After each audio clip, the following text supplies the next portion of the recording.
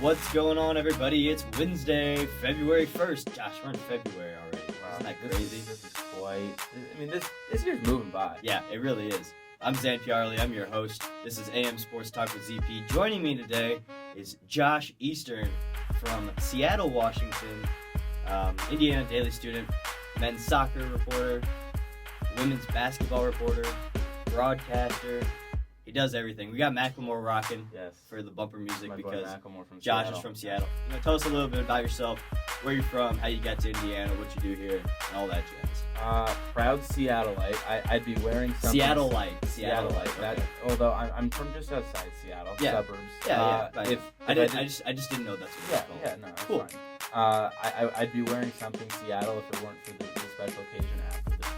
Correct. I would be wearing something not this if it wasn't for a Right. special Okay. occasion. That's okay. But yeah, big Mariners fan, Seahawks fan, Sounders fan. They just won MLS Cup, so that's exciting. Got to Indiana.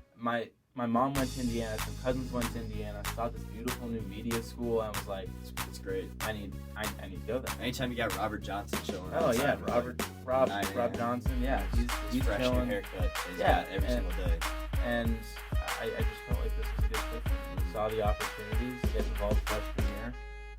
Now sophomore year, I'm fully immersed. So Josh, you actually went to the Super Bowl a couple years ago when the Patriots beat the Seahawks, correct? And they should have ran the ball at the 1 yard line. Thanks. Yeah, Josh Eastern was there. That was in Arizona, correct? Arizona. Okay. So, I just want you to give me the overall fan perspective of going to the Super Bowl, what it was like, because for a lot of people, the Super Bowl, they just watch it on TV. There's no intention on going there. There's no reason for them to go to it, especially because how expensive the tickets usually are. And if their teams aren't there, why would you go and spend the extra money? So I just want to get your overall take on it. What would you take away from it, and just tell me how it was. Stadium, and it's kind of a surreal experience because you're like, I've watched this Super Bowl I was 17 when I went. Yeah. So I watched the Super Bowl. I'm like, you watch this on TV every single year, and you're like, okay, it's the Super Bowl. This is absolutely insane, and you just take as many pictures as you can on your camera. I bought my GoPro for that game. I was like, this is incredible. Yeah. And they make it such a cool fan experience. Like usually you'd think it's an NFL game. Mm-hmm. There's too many commercials, but they really do a good job of fan experience at the Super Bowl. They like count it down to when you go live on worldwide TV. National anthem's cool. You got the flyover. It's a really cool fan experience. And then obviously the game played out. I call it the most bittersweet day of my life because I went to a Super Bowl, which is obviously on my bucket list, but it ended in probably the most.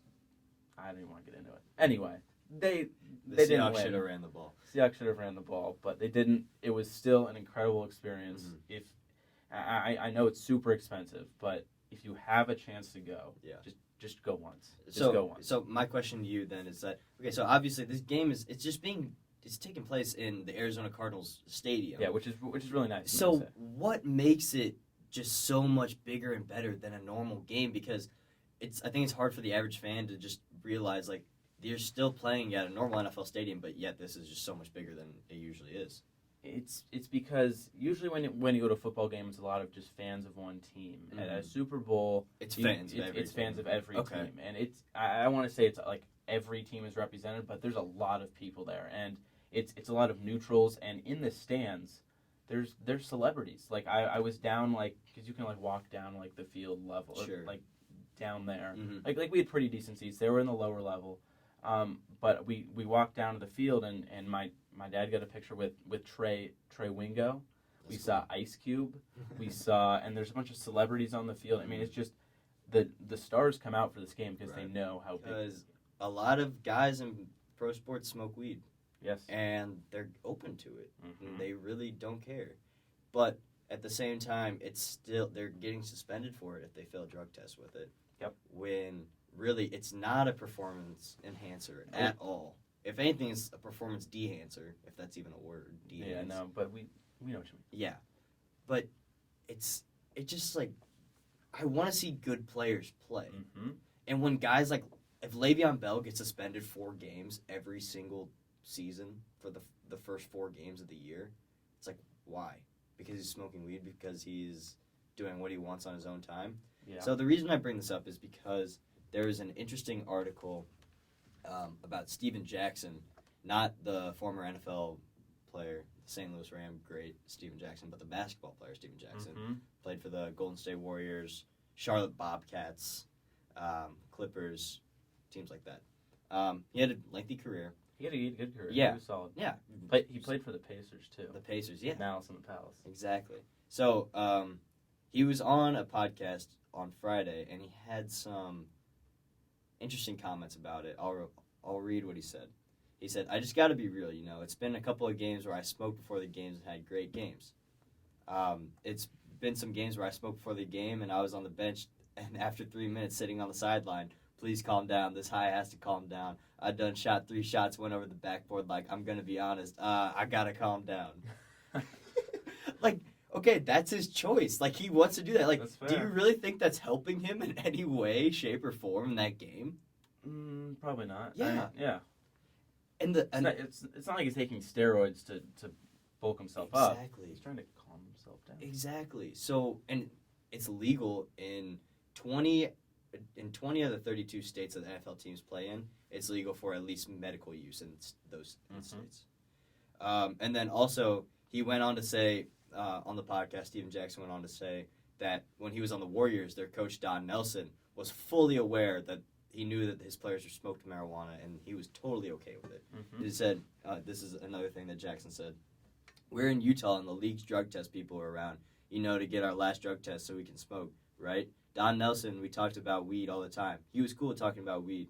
We got our last test in Utah, right? So me and teammate Baron Davis are coming out of the locker room and screaming, we're excited, we got our last pink slip saying we can smoke for the rest of the season. And Don Nelson hauls ass down there giving us high fives like, yeah, we can smoke now." Don Nelson. It was cool, the fact that he knows what's going on and off the court with his players, which is great, man. We enjoyed it. That's why we were a great team. And that Golden State Warriors team was like the first good Golden State Warriors team that they had in a long time, if you remember that. Yeah. With Baron Davis, Steven Jackson, Monte Ellis, whenever they played. Before the bandwagon.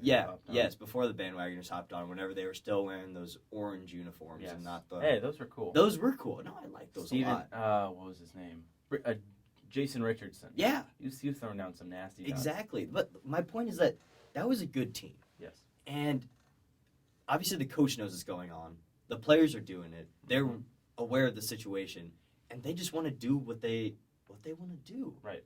And if it becomes a felony, like the police get involved, that's when I understand that if it's it's getting out of hand. Mm-hmm. But if they're just smoking weed and they fail a drug test because they smoke weed, I don't see any issues with that. Yeah, and it's interesting because you mentioned it's legal in so many states now, and I feel like it's becoming a part of this country that is, one, a big source of income, whether people want to admit it or not. It is. Number two, it doesn't really harm you in any way.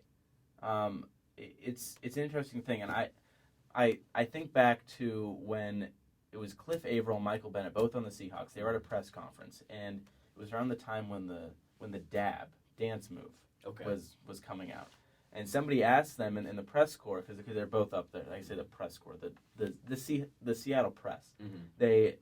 They asked them, "Do you dab?" And they both looked at each other and was like, "It's legal in Washington, right?" And then the guy who asked the coach was like, "No, dance move." And they were like, "Oh, that." So it's interesting, and I think there's a lot of players that do smoke and don't complain about it, which is fair because it's not legal in every state, in every state or in every sport. Yeah, exactly. So it's an interesting line, and I think it needs to be explored a little bit further. Mm-hmm. And I wouldn't be surprised if in the near future things changed a little bit in regards to smoking marijuana, because there's so many benefits to it. Mm-hmm. And I know there's a lot of bad things that can go along with it, but I feel like the good outweighs the bad when it comes to pro sports, athletes recovering and trying to get their bodies right, because in the NFL, for example, Thursday Night Football, you want your body at 100% or as close to 100% as you can get. If smoking marijuana helps you, interesting line there. And then when you get into sports, it just gets a little more messy. I don't want to get into all the politics of that, but I don't know. I think it should be explored, and I wonder if it will here in the next few years as more and more states legalize it. I think it will. So I think it will as well. It'll be interesting. And I go back to the point where I want to see good players play. Right. I mean, really, I don't want to see Martavis Bryant, Josh Gordon, Le'Veon Bell. Those are 3 of the best players in the right, NFL. And they're fun to watch. So why are you hurting your game by taking these guys out because they're smoking weed? Yeah. Real quick, I found this article talking about eight professional athletes who smoke weed. I just want to run through the list real quick. Ricky Williams, former NFL running back, obviously. Michael Phelps, probably all knew that. Yep. James Hunt, who was a Formula One driver. Interesting. Tim Lincecum. Yeah, we all knew that. Former Fun fact, he went to there's 3 high schools in my school district. Okay. He went to one of them. Wow. So carry on. Randy Moss. Yeah, I could see that. One of the greatest receivers ever. Kareem Abdul-Jabbar. Do you think they drug tested for that back then? I don't think so. I don't know. I'll read what it says. The NBA player with the most points in the league's history was also caught up with marijuana more than one occasion. Not that it matters at this point. Nowadays, Abdul-Jabbar is still smoking pot, though he does it with the prescription for nagging migraines. I don't know. Josh Gordon, and then also Nick Diaz, UFC fighter. The way I see it is like, do we put too much pressure on these kids? Because it's one thing to have them come and be recruited and all this stuff, but when you see like teams like Tennessee, we were talking about this in applied social media sports class with Josh Bowles. He's a good teacher. Mm-hmm. His experience from Tennessee was that during National Signing Day, they literally have these huge like ovations and like ceremonies for their signing day thing, and it's so over the top introducing the new players, and it's like, is this the peak of their NFL career? Because, or not their NFL career, excuse me, their football career? Because for some it is. For some it is, because not all of them are going to pan out and make the NFL. Like, This is it. Like, welcoming them to this university. So, are we putting too much pressure on these kids for having these big reveals and, like, this huge day all across, the nation covering college football? Because, in my eyes, I see it as it's overdone a lot. I don't think it's that big of a deal, really. Mm-hmm. But I don't know. We go to a Big Ten school. We don't go to a SEC school. Right. I was talking to my friend who goes to Mizzou. She works in the athletic department. She said that she had to get to the athletic office at 6:30 in the morning this morning, and she was running the Snapchat for them all day. And what Mizzou is doing, so they're literally trying to cover the entire state of Missouri, because where University of Missouri is in Columbia, which is about dead center in the middle of the state. It's 2 hours from Kansas City, 2 hours from St. Louis. Exactly. So what they're doing is, let's see if I can pull it up here real quick. Yeah, so they're having their National Signing Day, and then in Columbia, lunch with Mizzou football, 11:30 a.m. to 1 p.m.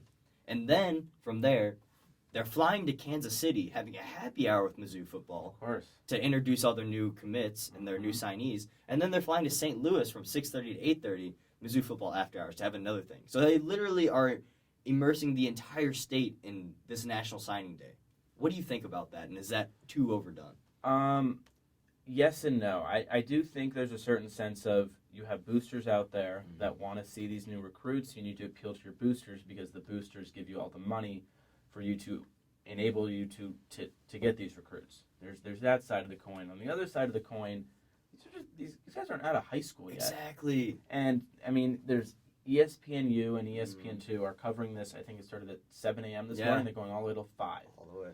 That's a long day, and I understand it, and I know it's a good niche audience there that people want to see all this stuff, but I just think it's a little overdone, and it's this and draft coverage that just I don't like. And I was just looking through Twitter this morning. Levi Jones, I don't want to call this guy out, but I mean, it's an example. Yeah. Number 4 outside linebacker. He was considering Florida State, Florida, and USC. He's at his high school in Austin, Texas. He takes off his jacket, Florida shirt on. I'm like, oh, he's going to Florida. No. Takes it off. Florida State shirt. Going to Florida State. No. USC shirt. Brings the hat out, and he's going to USC. I just think, I don't know. It's so much. People have their own twists and turns to it, and Bleacher Report's big on these big videos. The videos. I mean, some of them are cool, most of them are not. I don't know. I do think it's a little overblown, but at the same time, people like to see this stuff, and it's big for the players because this is a big time decision. They're going to big time football programs with a lot of money on the line, and I think you have a list of where the 2007 class went. Yeah. So I want to talk about that real quick. About this guy. What was his name again? Levi Jones. Levi Jones. So I hope that's not the high point of Levi Jones' football career, but it might be. Honestly, It honestly might be. he's going to USC, and then there's a lot of good recruits who go to USC. He's going to USC. You know who also went to USC? Chris Gallipo. Who? He was the number 11 recruit in the 2007 recruiting class. Do you know who that is? I don't. Okay. His college career was slowed by injuries, and he lost his starting job as a senior. He was a linebacker. Mm-hmm. According to a LinkedIn profile, he worked at a drug and alcohol treatment center. That's what he's doing right now. He's the number 11 recruit in the nation. Interesting. So why? I just hate how there's everything has a number attached to it. There's always rankings for something. Yes, there has to be. There has to be, right? It's ridiculous, but that's just one example of that. We're out of time, but thanks for joining me today. Pleasure. I really enjoyed it. Yeah, it was really fun. Tell us where we can find you on Twitter, where we can read your work. I try to make it easy on Twitter at Josh Eastern. You can read my work at idsnews.com. I just also started the blog, just kind of with my stuff, josheastern.wordpress.com. So you can find me there. All my stuff is there, and the Hoosier Life as well. Yeah, awesome. Thanks for joining me. Yeah, thank you. Really appreciate it. Pleasure. Wow, we talked a lot of good stuff. I wish we could talk more, to be honest. But Yeah, we got to go visit Joel Platt now. Joel Platt, Fox Sports is in the building. Fox Sports in the building. Former Colorado quarterback. He played Vince Young in the 2005 Big 12 championship. Too bad he got a concussion. And Vince Young beat himself. Go Buffs. That's right. It happens. Thanks for watching. Thanks for listening. Whatever you're doing. AM Sports Talk with ZP. We'll catch you next time.